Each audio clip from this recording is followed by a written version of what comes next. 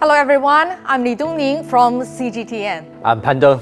Welcome to the G20 Think Hub, together for tomorrow. Well, today we're going to have three impactful discussions, starting with economic development and equity. Then we dive into sustainability with TED-style talks, and we wrap up with a cultural exchange on global cooperation. Oh, we have to admit that we're facing a world full of challenges: climate change, economic divide, geopolitical conflicts, etc., etc.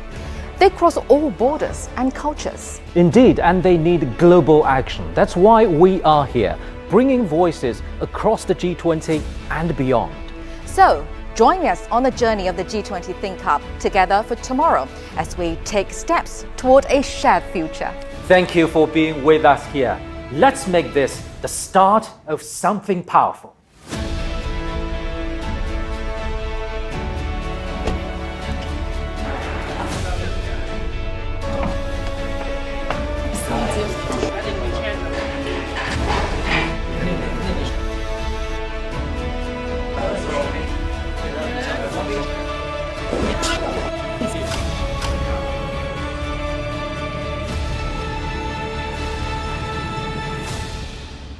Dear guests, thank you very much for joining us on G20 Think Hub.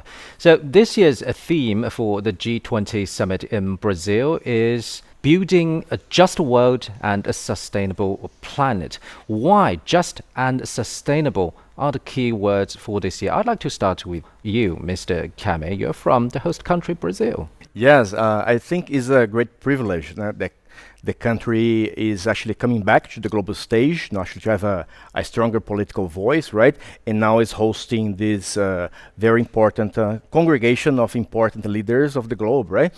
And so the G20 is the most important platform for a forum for trade and cooperation that there is.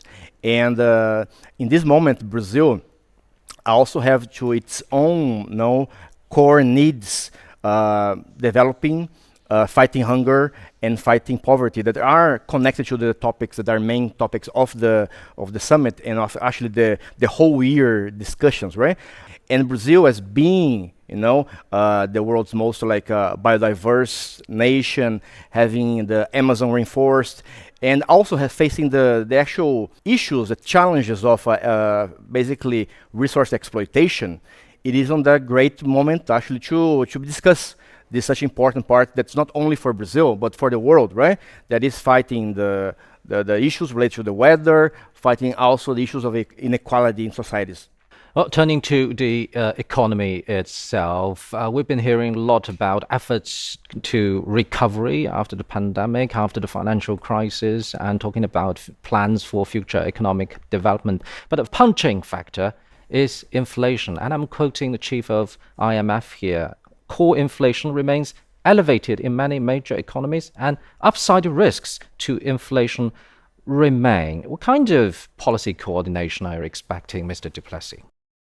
We get two kinds of inflation: demand pull and cost push, right? So I think a lot of the current inflation environment has been caused to a degree by demand pull, and that has been caused in turn, I think, by a lot of the money in circulation, right? So the money, the loose monetary policies, or money printing, etc., that's happened during COVID, etc., to manage that economic situation. So we're dealing with us dealing a couple of years back, with the pandemic. So of course, as you know, so interest rates cycle has been going up, in the recent past, dealing with inflation. But it seems that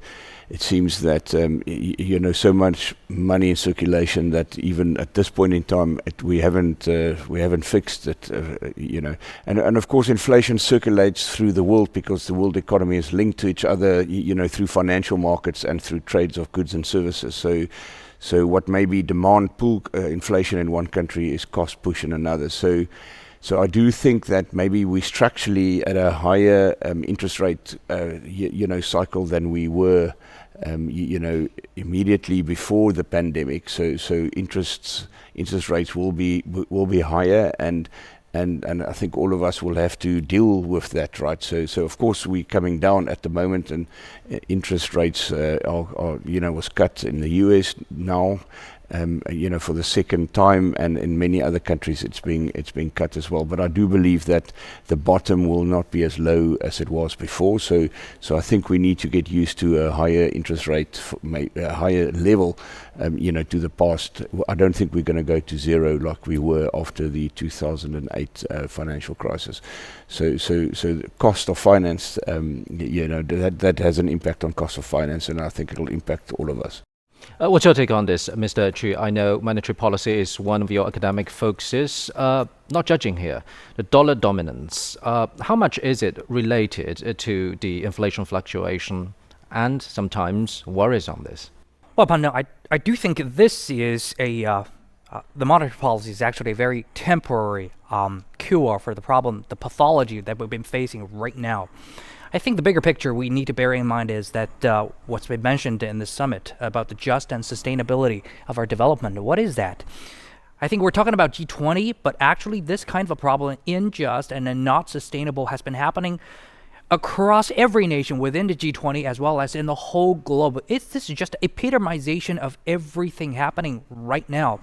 And we've been using this toxic plus cure of the monetary policy to try to save our life. The whole world is like a train. It's a very long train. Well, we have the train hat, we have the middle part, and we have the legging part. You're trying to go through the cave. And right now, a G20 representing like the 20 most powerful economies in the whole world, probably as a whole, we're very lucky. We have already driven through this cave where they had. And there is a whole lot of the emerging market stay in the cave already. But let me remind everybody, we still have the whole continent, like Africa, very sorry to say that, still are out of the cave, still not going through this cave of the middle income level. Just take a look at the privileged G20. We have the similar problems as well. In America, we have 1% of the people holding more than 80% of the wealth, and while most of the working classes in the middle and the west are trying to fight for their livelihood. Similar situation with Brazil. Look at the rainforest, and also within China as well. We still need to overcome the gap between the distributions. Similar situations happened with my friends from Japan, from the Deutschland. And just to take a look at the GDP, and also take a look at GDP growth speed, and also the CPI, and this bigger and a bigger gap, even if we can put more of the monetary resources into it, they cannot cure the problem. The only problem we can get is the lingering serious inflation going on, like what's going on in America for most of the situation. And even within the G20, I think after the pandemic, when the American economy has already jumped on the bandwagon already, but take a look at the European Union. Take a look at the France economy, take a look at the German economy, Italian economy. And I think this are actually ringing a very dangerous bell to all of us when we are trying to resort to the monetary policy to solve the problem we have. But the thing is, the unjust are happening more than ever. The unsustainability are happening in historic high. So how can we, pull on the synergy to join a force within this G20 summit and find out a way to build a community with a shared faith for all human beings? I think this is the key. Well, you mentioned quite a lot universal challenges, the impacts on the advanced and developing and sometimes the least developed economies in the world. And what about the global south? Mr. Ferguson, looking at the internal dynamics of the G20 itself in the recent decade, would you say it could be an example for the world to step into a multipolarized one? Well, thank you. That's a very interesting question. I come from Scotland, part of the UK, a country that's very much within the sphere of American influence. And I tend to spend a lot of time looking at media and commentary from that Western perspective. Now, specifically from the perspective of the G20, I think that there is a limit to what can be achieved because the developed West plays a very important role. But unlike, for example, the United Nations, there is no Security Council, there is no permanent membership. People do have an opportunity for a voice.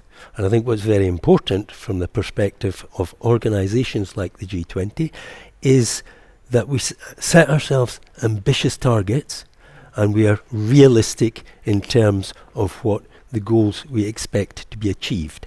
But any forum that provides an opportunity for other voices to speak, and any forum that favours exchange and cooperation and coordination is to be favoured and is to be advanced. And I think that is where the G20 has played and can continue to play an important role. The African Union became a member of the G20 in last time's summit in New Delhi. So, Mr. Mendua, what is the continent's aspirations and expectations for the grouping to better accommodate the continent's voices and the voices from the global south? Thank you for your questions. Because, for Africa, for the global south, I like to refer to the global south, a global majority. The global majority cannot be ignored. I like the simile of the train. It's like a platform. The global majority cannot be ignored because what is discussed on the table are actually many issues that are affecting all of those countries. And so far, with the previous G20, only South Africa was actually represented. And for me, I personally think that is not enough to represent 50 plus countries in Africa, because we're facing different challenges. We're talking about, climate change. We're talking about, alleviating poverty, health, etc. So we cannot be absent or left behind when issues that are discussed at the table, affects us directly. So that's why I think it's that Africa received the inclusion of the AU, the African Union, that was actually as an observer before, very positively, and it's a window now to have the African voice heard. It's a window now to bring African countries at the table to be able to, in Africa we say African problems to African solutions, but to be also be able to be at the table, to absorb and to learn from other partners, to see how better we can address, issues in Africa, right? So that's why I see it's a very important, and sustainability is definitely the word. But for me, I really also like to attract more attention to the global majority, because the global south is the global majority. Well, we've been talking. Yes. Yeah, just one quick point, specifically on the name change. It sounds like a small and trivial thing. It's not. It's a matter of courtesy and it's a matter of respect. If there will be a name change, right? There should be a name change. It's a matter of courtesy and respect, and also a matter of acknowledging the importance of Africa in a future world. Africa has huge potential in terms of its people, huge potential in terms of its resources. If we're going to build a just and sustainable world, Africa has to be playing a role and expressing a voice commensurate with its scale and its potential. As the world is facing more uncertainties, China proposed 3 global initiatives, respectively, on development, security, and civilization. Let's talk a little bit more about global initiative on civilization, dear guests. Ms. Dudu, you've been traveling between continents and you've been studying in China. What's your understanding of the importance of this initiative for the world nowadays and even for the future? Actually, I think right now, I am maybe the youngest in this panel. Actually, I was born in 2000, and during this 24 years, I have experienced, my generation actually experienced a lot of crisis. And when you look at the recent history, we see that the crises are actually getting bigger in a shorter times. So the density is actually also increasing. So from our perspective, we will also talk about how why G20 made the slogan of just and sustainability this year, because we believe that it is still not just and it is still not sustainable, and it cannot be sustainable if it is not just. So we also appreciate the initiatives within this regard to make our world just and also the sustainable for everyone in this world. world. It is not only G20 or BRICS or European Union. It is not about like the groups or like what is the name. It is not important. But we are all human, and therefore I think if every human in this world is not actually having access to sustainability and justice, and if we are not all starting from the same fair point, then we still need to have a lot to do. We still need to have a lot to achieve and make everyone equal in this world. So within this regard, that is why, for instance, our country, I am also coming from the Republic of Turkey, and within our geography, around our geography, we also unfortunately see a lot of military wars, some humanitarian crisis when we look at Russia-Ukraine conflict, or now the Palestinian conflict, and the Middle East conflict now it is spreading. So we see all those humanitarian crises from the first hand in my country as well. Therefore, I think it is important to first of all understand that, as our president also said, first of all, the world is bigger than five. We should acknowledge every stakeholder in this world. Therefore, initiatives like the Global Development Initiative, the Global Civilization Initiative, and Security Initiative proposed by Xi Jinping is also very valuable for us as well. So that is why I think if there will be no development, then there cannot also be civilization. And if there is no civilization, there cannot also be security, because it means that we didn't even understand what is security for us. Therefore, I think it is first of all important to acknowledge every even small or big, it doesn't matter about the GDP. So it is not just about either environment, either economy, or either this, but we should all see them as a chain that is influencing each other, and that is why we should all support such initiatives like Global Development Initiative, security and civilization, so that we can connect all of them to make the future brighter for us and my generations and after the generations after mine. Thank you. What's your take on this, Mr. Malik? I think it's high time that the African Union is a member of G20 or 21. I think that G20 or 21 could be even more ambitious. I mean, sustainability is important, economic, ecological sustainability. And we touched a little bit upon the topic of civil society, but not sufficiently, I feel. So then I should promote that. I think considering those unilateralism tendencies, political tensions that we also touched upon already, it is getting more and more difficult to think about something that we share. And also there's a huge lack of knowledge. That I can say from my own perspective regarding Germany and China, but this is only an example. In Germany, people do not know a lot about China, and I think it's the same vice versa. And considering the fact that political tensions may be on the rise, unfortunately, it is even more important that there is a lot more people-to-people exchanges, whether it is members of civil society, whether it is a youth exchange, whether it is artists, creative people. I think there has to be a stability of exchange to make sure that political conflicts will not escalate so easily. And I can only hope that also G20, G21 would see this as a responsibility beyond the other aspects which are very important, but I think one should not left behind civil societies. Thank you very much for your insights, dear guests. Yes. I think one thing, very important thing about the G20 is that it actually, as you said, the positions are becoming divergent in some ways. But at the same time, it's a very important opportunity for G20 members to get together and know each other and talk to each other about their own problems, both on a formal basis and in an informal basis. And this, from that point of view, even if there is no concrete statement which reaches agreement, it still provides a very, very important venue for communication. One thing that I really hope in the G20 in relation to the SDGs is that we are actually currently in a situation where there are conflicts, military conflicts around the world, Ukraine, Gaza, various parts of Africa. So hopefully the G20 can come to some kind of understanding about the current situation. And I hope even if we don't come to an agreement, at least it will be a chance for our leaders to get to know each other better. May I say that as I listen to this with pessimism,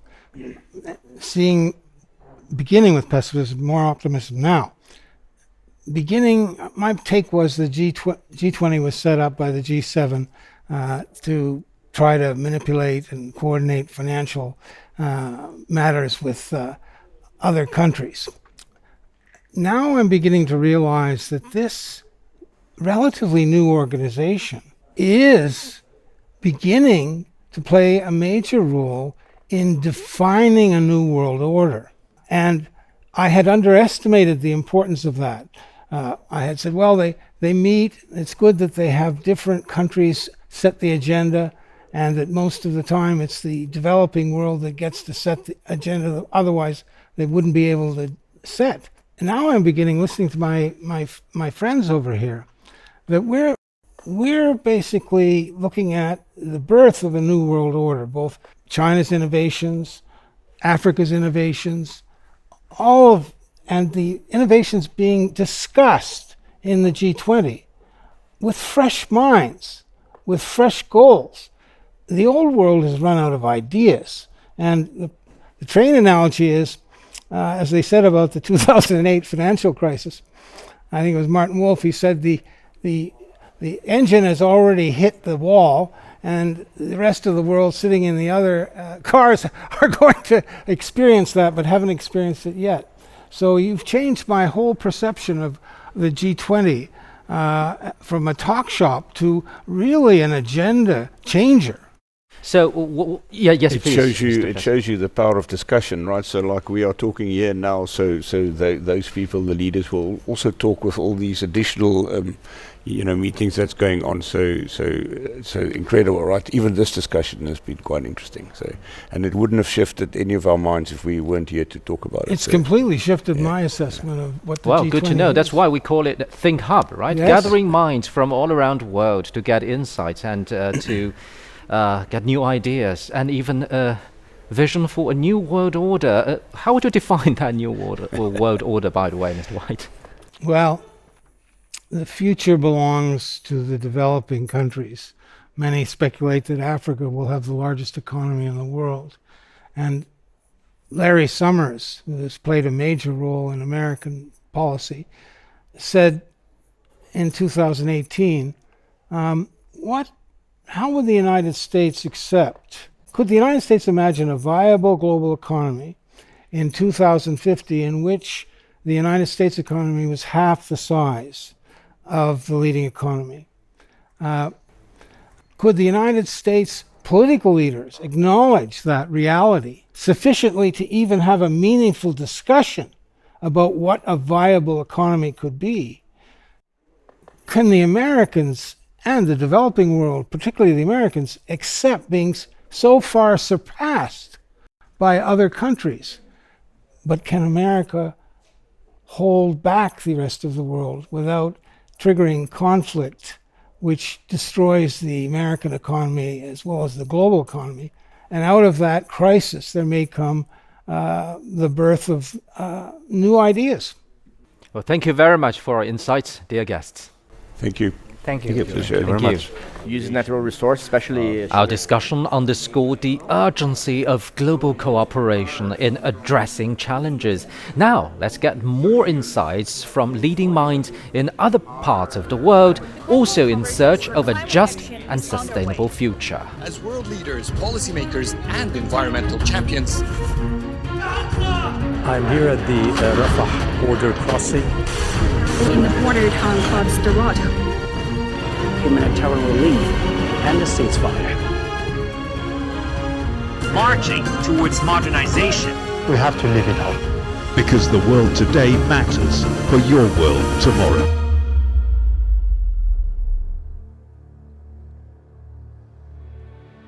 Now, let's go to other guests for more insights. The admission of the African Union to the G20 is a very important step forward, and which we waited for it for a long time.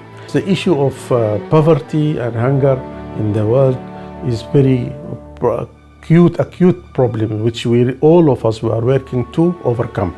And specifically when it comes to China, which has a very rich experience in alleviating 800 million out of poverty over a period of 3 or 4 decades.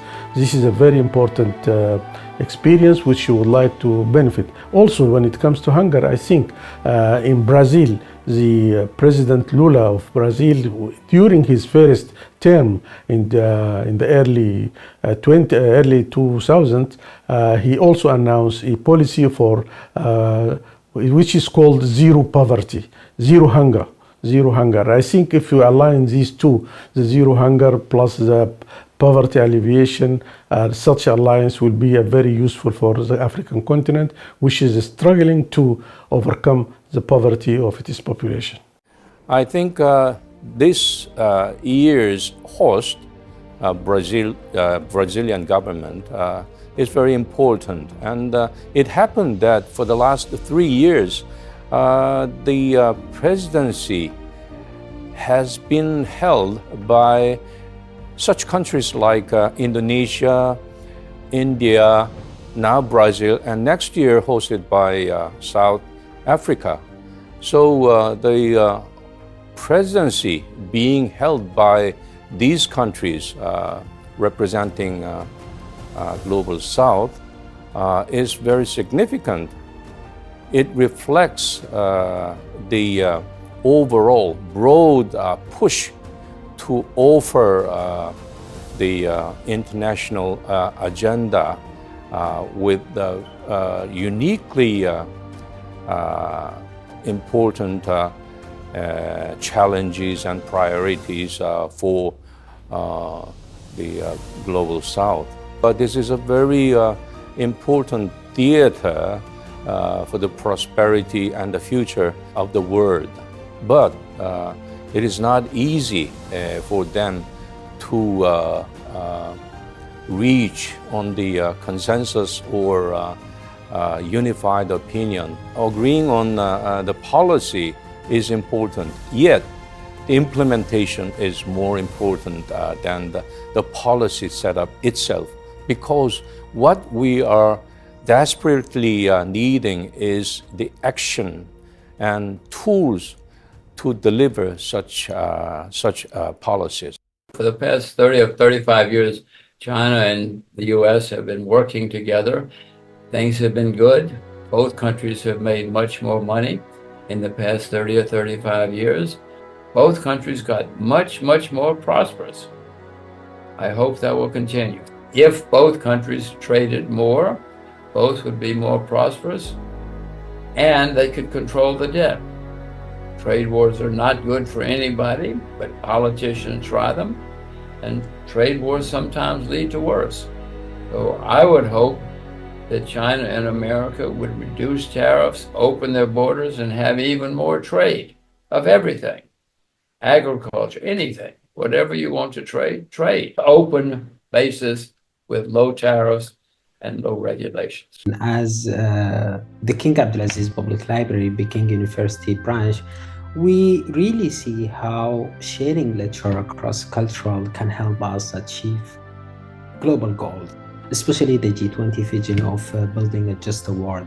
Literature open a door to different perspective and cultural value, giving a chance to explore a variety of stories and experience. This connection brings people together. One of the neat things we do is creating a collection that is multilingual and multicultural. Over the past 5 years, we have been hosted over 150 cultural programs, including academic conference, youth meeting, working shop, expedition, academic seminar. Our library is all about creating opportunity for cultural interaction. When a student and academic engage with the lecturer from different backgrounds, they open up to share an idea and collaboration. This experience really help us understanding each other and communicate more effectively.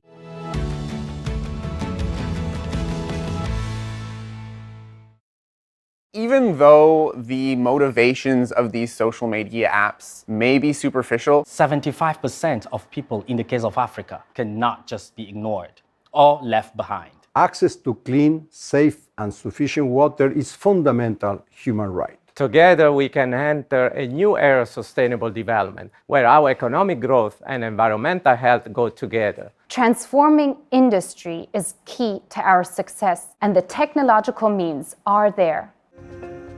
Coming up next, we have voices from across nations, industries, and disciplines, sharing their unique insights and perspectives within the framework of G20 governance. First, Adalberto Noyola Robos from Mexico. He has dedicated his career to innovating wastewater treatment, making our communities healthier and more sustainable. Water is essential for any form of life on Earth. Despite its abundance in nature, water is not equally accessible. Its availability is limited. Global freshwater resources face increasing pressure due to factors such as population growth, climate change, industrialization, and unsustainable consumption patterns. Access to clean, safe, and sufficient water is fundamental human right. Yet, 2 billion people worldwide still lack access to clean water. Unequal distribution of water resources, favored by poverty and poor infrastructure, exacerbates social inequalities and hinders development in many regions. Healthy ecosystems such as forests, wetlands, contribute to water purification, groundwater recharge, flood regulation, and soil stabilization, which are essential ecological services that contribute to water security in a specific region. By working with nature and not against it, sustainable water management helps building resilience to climate change and promote the regeneration of vital ecosystems. Climate change exacerbates water management challenges. In many regions, climate change is expected to increase the frequency and intensity of extreme water events such as floods and droughts, making water management even more urgent and critical. To adapt to this challenging condition, water management strategies should consider building resilient infrastructure that can withstand climate impacts, supported by early warning systems for droughts or floods. Next is Francisco Faiola from Italy. He studies the toxic effects of pollutants, striving for a cleaner future through cutting-edge stem cell research. Hello everyone, I'm very happy to be here today to talk about something very important for every one of us, which is the urgent need to protect our environment and the wildlife on our planet. This is important because we are dealing with very fast urbanization and industrialization. So how can we balance that? One effective way is through nature-based solutions. Imagine having a city full of green spots and parks connected with each other so the wildlife can actually live inside our cities. And if you talk about wetlands, restoration of wetlands is also very important, not because we establish habitats for animals and plants, but also because this will help manage floods and water quality. So by using nature, we can benefit humans and wildlife at the same time. But what about where the ecosystems are already damaged? We can use re-engineering, which means that we can restore degraded lands like the one close to factories and mines by planting native vegetation or restoring the soil with innovative technique. Together, we can enter a new era of sustainable development, where our economic growth and environmental health go together. So as we keep funding innovative solutions, we need to remember that what we do today will shape the world that we live for tomorrow. Representing Africa, Joseph Olivier Mando from Cameroon works to strengthen China-Africa relations, creating opportunities for African youth and fostering shared growth. Young people play a pivotal role in instigating and driving social change. The impact of their engagement in community development, in environmental protection, as well as in social change institutions of social values is very, very important, especially considering the fact that we are in the quest of achieving the Sustainable Development Goals of the United Nations. Connected to each other like never before, young people want to and already contribute to the resilience of their community, proposing innovative solutions, driving social progress, and inspiring political change. Africa in particular is in a unique and inviolable situation with this kind of assets of immeasurable promise if harnessed for its full potential to come through. I strongly believe that Africa's youth will be the generation that breaks the commodity curse, cycle of poverty, as well as inequality in the continent. As a young representative, it is important to acknowledge the Pact for the Future 2024 that brought forward opportunities in shaping the youth component in the global governance by placing a strong emphasis on youth inclusion, recognizing young people as vital agents of development and change.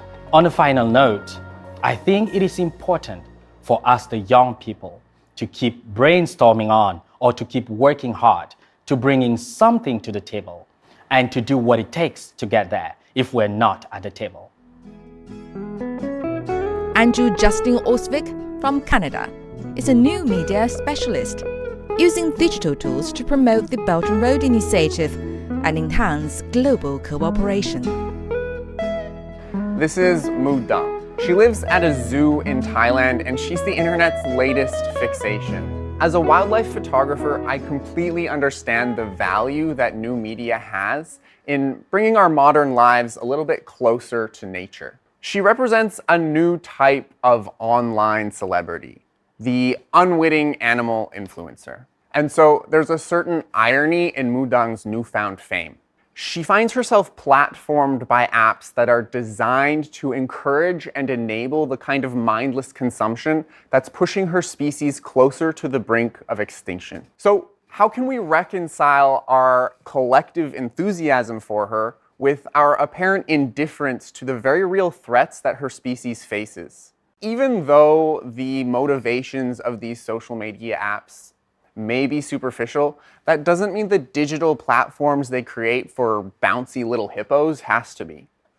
It just means it's the responsibility of us as the consumers, as the Mu Dang fans of the world, to recognize her stardom as an opportunity to more meaningfully introspect and interact with these environmental issues. Let's use these new technologies as a tool that transcends borders, as a means for us to more actively engage with the environmental problems that affect all of us. Every time I pick up my camera, it's with the hope that the images I create can be used as a means to foster a culture of responsibility and awareness for our natural world that goes beyond the screen. It's what Mu Dang would want. Lastly, Elisa Hohlhager from Germany has been the bridge between Europe and China, advancing diplomacy, culture, and business collaboration. Let us start by imagining the industrial product that we often use to get from A to B. When using a car today, we are confident that there is a sustainable alternative to the polluting internal combustion engine vehicle. The electric vehicle seems to promise a simple solution to a climate-friendly way of travel. However, there is a highly complex and interconnected web of factors we need to consider so as to make an industrial product truly sustainable. Sticking with the example of an electric vehicle, we can ask many more questions to further improve its sustainability. Two pressing issues which come to mind are, firstly, how can battery production become sustainable? And secondly, how do we ensure that the electricity we are using is green? These problems can only be solved with cooperation. They cannot be solved by a single company, by a single industrial sector, or by a single country. Financing and investment has to flow not just into the companies at the final stage finishing a completed product, but should go to ensuring all stages of the value chain are sustainable. A typical electric vehicle battery, for example, has a lifespan of 10 to 20 years. Recycling, reusing, repurposing can produce 80% fewer emissions than extracting the mined materials we need for new batteries. Many industrial sectors need to work together on how to be sure that batteries can be reused and repurposed. automotive companies, recycling companies, chemical companies, and so on. Another aspect of sustainability when using any industrial product with a battery is the source of electricity. When you plug in a battery to the grid today, probably at least 2/3 or more of that electricity is generated from fossil fuels. So shifting towards green and renewable energy is a huge puzzle. Its pieces are made up of scaling renewable energy technologies, developing different technologies for energy storage, adapting electricity grids, using electricity more efficiently, and adapting our consumption behaviors. Here again, collaboration is key to making this huge puzzle come together. Across the world, governments and societies are working hard to reach climate neutrality in the next decades. Transforming industry is key to our success, and the technological means are there. As the Federation of German Industries showed in its recent study on transformation pathways, for example, German industry can transform to reach climate neutrality by 2045. Sustainability across the globe will only work if we cooperate to find the very best climate solutions and sustainability technologies. 谢谢。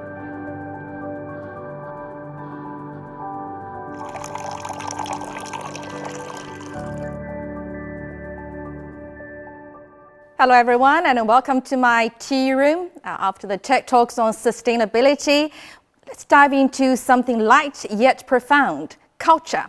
But every culture has its own beat, its own color. It's how we see this world a little differently. And those differences, instead of being walls separating us, they should be what make us curious about each other.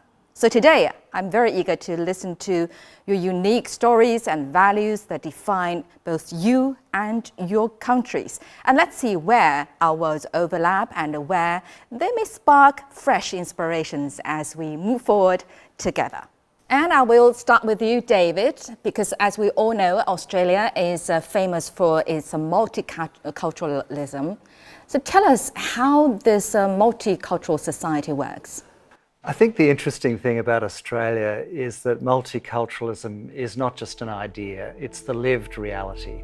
You know, if you walk down the street of Sydney or Melbourne or even my hometown of Hobart, what you see is people from all around the world. You see that all the world's cultures have come to Australia, and because we're so far away from most places, when people come to Australia, they're making a conscious choice to come and live in a multicultural society. And so the people there tend, not always, not everyone's happy about it, but most people tend to be very tolerant about different cultures and respectful of different cultures.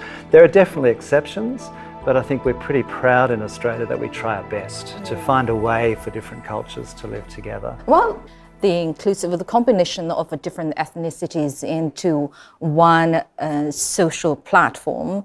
I always think of one art form. It's called tango, and I think as the birthplace of tango, actually it represents the diversity and also combination, unity of different ethnic groups. Because it originated that way. A lot of immigrants coming, like even my grandparents from Italy and from Spain, and they all mixed in there. And the tango was born like that in the poor side of Buenos Aires.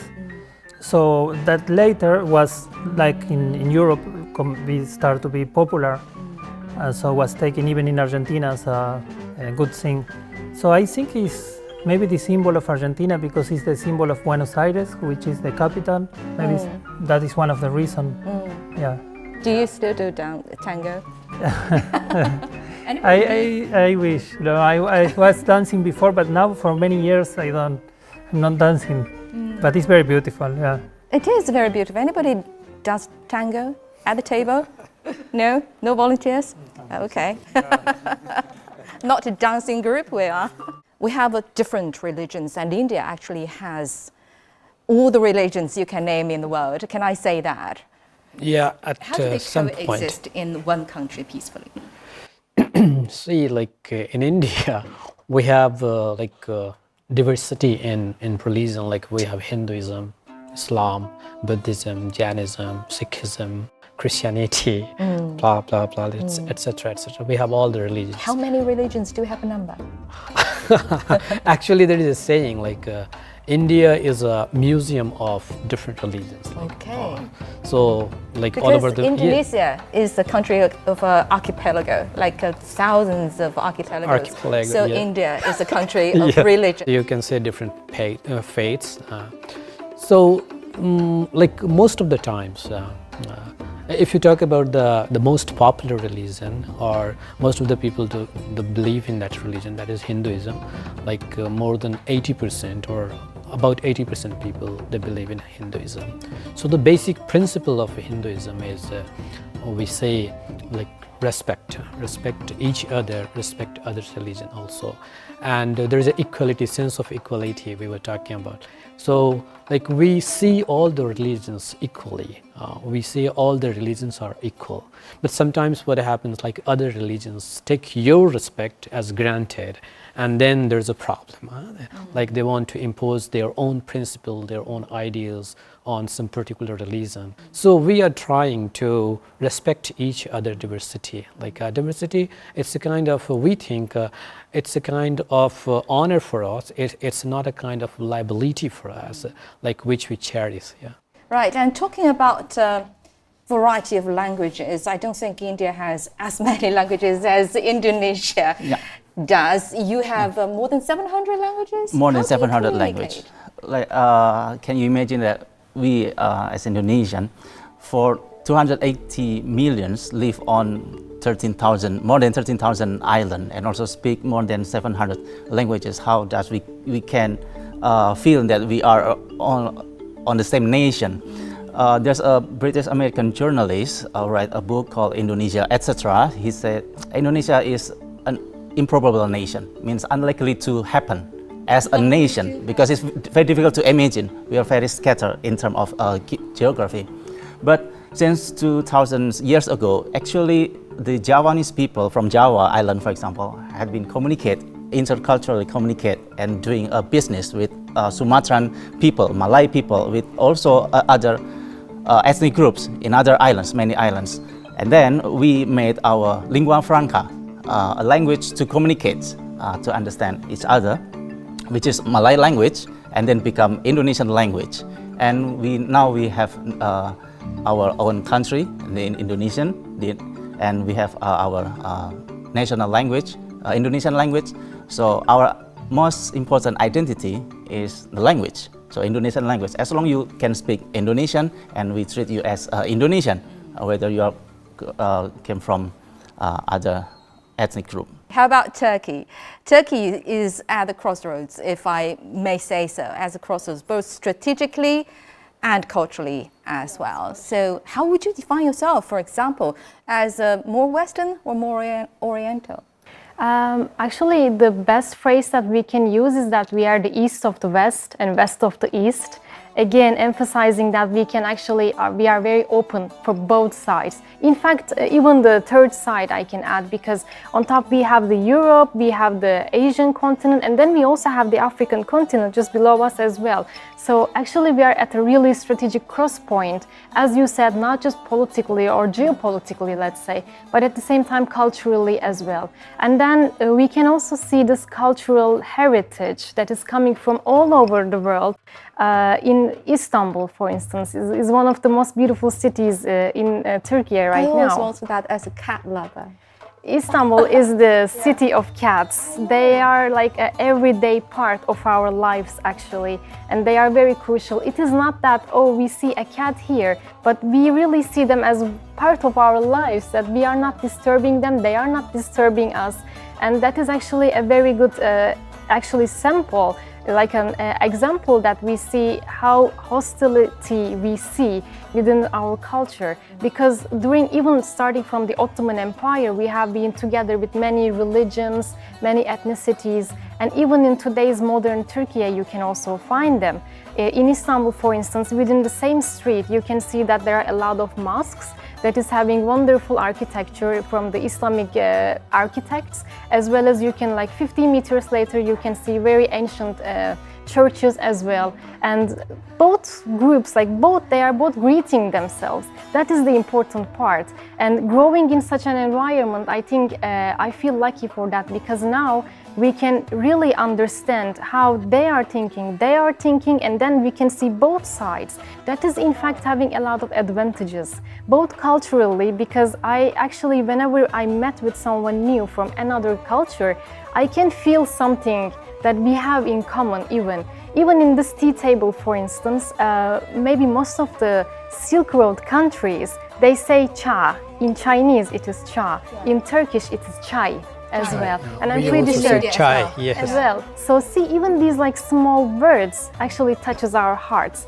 Turkey, as far as I understand, and according to what you described just now, actually taking cats as part of your society. You treat it not only as pets, but you allow them to sit at the same table with you, to eat with you. It's another ethnic group in Turkey. Almost. It seems. It is also like our citizens even. And that fits, Mr. Wang, fits with Chinese ideas of harmony with nature.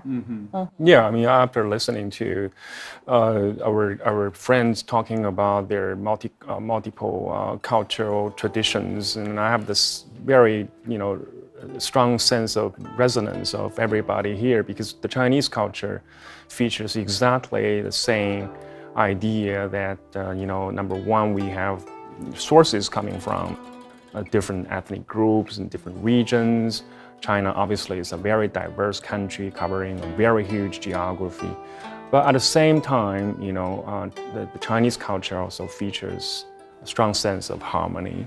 But harmony without uniformity, like David said, if everybody is the same, it's going to be a boring world, right? And so I think that traditionally the Chinese culture featured Confucianism, Taoism, both of which argue that we need to find a way to live harmoniously. But again, I think every country at the end of the day needs to find a national identity. You have a lot of languages and a lot of religions, but at the end of the day, we all need to have a national identity where, no matter where you're from, you all believe in this national. What is China's identity with 56 ethnic groups? Well, I think especially in the contemporary era, we are trying to mold and remold our national identity, which is to make everybody believe and treat themselves as ultimately as a Chinese. You may be a Han Chinese, maybe a Tibetan, you may be Mongolian, but at the end of the day, we're all Chinese, which is based on a common history and common culture, and also the common experience in the many decades, if not centuries, of going through the economic, social, and political life. And so all these elements of culture, history, language, and economy contribute together into a national identity that makes people really feel attached to. And united. Yeah. And talking about the European immigrants, Alexis, the Enlightenment ideals from France actually have been having global influence up until now. So down to the French people, especially young people, do they still cherish the ideas of the Enlightenment movement in terms of fairness and inclusivity? No, we cannot speak about cherishing, because now the Enlightenment legacy is maybe a bit old, and you have to read a lot, because there were writers that you have to read for real. But nevertheless, we were forged by these Enlightenment philosophies, because there are many. And it remains, of course, many pattern, many feature, many way of thinking, sometimes very deep, not very conscious. But for example, we've got a quite strong claim, demand for equality.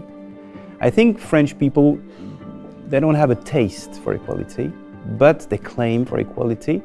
That is to say, this equality is only politically understood. And for example, we are very cautious about privilege, and we are very cautious about some sort of maintaining a tension between classes of society. And it deals with the privilege. That is to say, when a social class does not play the game, does not maintain the tension in an acceptable level, and try to dominate too much, this claim, which can be a very violent claim for equality, rush and burn. And so this comes from the Enlightenment. It is some sort of subconscious. And now I deeply believe that we are not consciously the sons of the Enlightenment, but we are unconsciously still very the heir. We don't share the idea of being the same, but now it seems that yes, the society and the global society, we should say, but there is no global society concretely talking, but seems to not playing the game of the status quo. So we need to embrace each other's cultures instead of, to tell you, okay, you need to be like this or be like that, same as me. It's not our goal. Actually, at the table, we represent different cultures, very unique cultures, but they need to go global, no matter you want it to go global or not. So is there a balance that needs to be stricken there between your local culture and global perspective or global tolerance? This is the question of our times, because I think the world is changing so fast that we are going to have to reimagine how we respect and understand each other. Actually, there's a great opportunity for us to learn from the different cultures, because there's an element of this idea of harmony and diversity in all of the world's cultures and all of the world's religions. So we actually do share more than we think, but we're also divided by these national borders. So we think as nation states, and we think about protecting our interests as nation states. And so at a time when the world is changing so rapidly, we're actually in a relatively dangerous time, I think, and I think many people feel this. And so if we could only think very deeply about how can we improve cultural understanding so that when we are communicating across those national boundaries where we're thinking in terms of our national interest, can we at least understand across the border how another country might be thinking? At least if we can understand, if we can put ourselves into someone else's shoes, then actually it helps us to talk and to have dialogue and have understanding and to diffuse tensions. Because if we don't understand the other party, we can very easily be excited into feeling that the other side is a threat to us. In a sense, what I say is that we need a new sustainable internationalism. We will have disputes, that's natural, we're human beings. We have disputes within families. So of course between nations we will, but how can we actually find a sustainable way of resolving disputes without ending up in confrontation or conflict? So that's my hope, is that we can develop in this new era some kind of sustainable internationalism. Right, and it's not an easy answer, as what you said. It's very hard to achieve. So I'm very happy to see that we've been talking about these differences. We'll be sharing these differences, and we're learning from each other's cultures and finding common grounds and fresh inspirations as we move forward together to a probably, hopefully, brighter and more inclusive future. Thank you very much, ladies and gentlemen, for your participation. Thank you. Thank you so much. Thank you.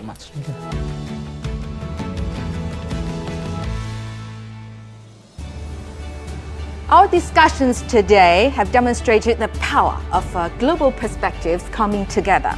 From the roundtable discussions to textile talks to the lively cultural exchange in the end, we've seen a joint call for cooperation. And we witnessed how guests from different countries and backgrounds build a bridge of communication. Our program aims to seek a path to mutual understanding in a spirit of peace and hope. And we also believe that these conversations will not just end here. They will continue on the upcoming G20 Summit and beyond. On the road to a just and sustainable future, every country, every individual matters. Thank you for joining us on this journey. This is G20 Think Hub, together for tomorrow. I'm Pandong. I'm Li Dongning. Until next time, see you. Bye.